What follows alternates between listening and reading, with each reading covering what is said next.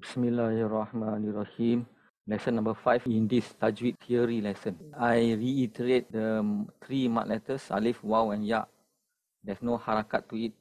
No harakat means there's no fathah, kasra or dhamma. There's nothing here. This is no harakat. The first instance of mad letter is at the end of a kalima. Fi, after the mad letter ya, there's no letter in the same kalima. Ma, after the mad letter alif, there's no letter after the mad letter alif.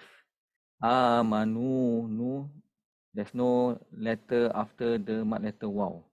This is not a letter, that's why it's grey color. Something to do with Arabic grammar, not with our recitation.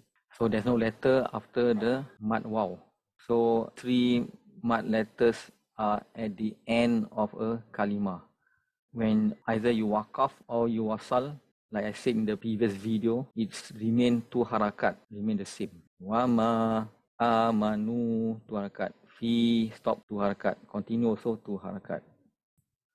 The second instance is mad letter in the middle of a kalima. When you see a small alif or small waw or small ya, all those two harakat mad letters. Signs of mad letter are small alif, small ya, small waw, two harakat. You cannot stop in the middle. If it's at the end, you can stop and waqaf. But if it's in the middle, you cannot waqaf. You have to continue. Yukhadi'una misaqihi. Mi also is mad asli. Sa also mad asli. But this one, alif, small alif, is a normal ya. Both also mad asli. And this one, mad letter before last letter of a kalima. This ta is the last letter of this kalima. Before it, there's a mad letter. The second last letter is a small alif here. So if you continue, it's a mad asli lah. As-salihati. When you waqaf, it become mad arid di sukun, like we said in the previous video. As-salihat. 2 harakat, 4 harakat, 6 harakat. Yufsiduna. Wow is the second last letter. Mad asli lah. But if you stop, it will change from mad asli to mad arid di sukun. Yufsidun. So same thing, al-anharu. Ha, mad asli, 2 harakat. But when stop, become mad arid di sukun, no more mad asli. Al-anhar, 2 harakat, 4 harakat or 6 harakat. This one, if you wasal, is as per normal. Wa iya, ya.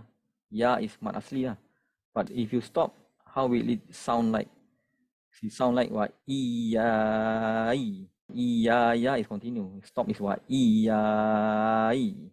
Yai.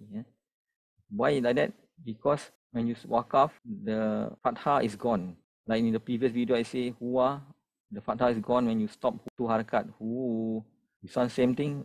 Remove the fathah, become sukun. Before that is the iya, ya, and now stop at the yi. Stop. So iyai. This one stop is hu. Correct lah. Hu. Mad asli will not occur when it meet with hamzah wasal. When you recite continuously and it meet with hamzah wasal. The mad letter ya meet with hamzah wasal.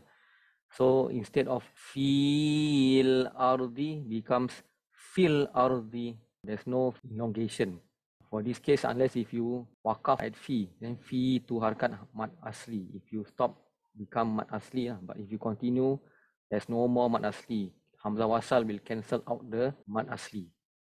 As for a mad letter meeting with hamzah, example, this mad alif meet with hamzah.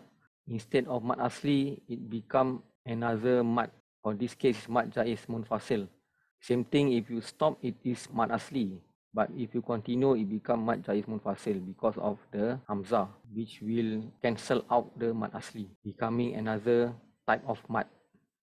Same thing, this one, ulaika. Mad alif meet with hamzah, it is mad wajib muttasil. Mad asli will never occur here because it is in the middle of a word, a kalima. This one is in the separate kalima. When you stop, the mad asli is there. When you continue, the mad asli is replaced with another mad.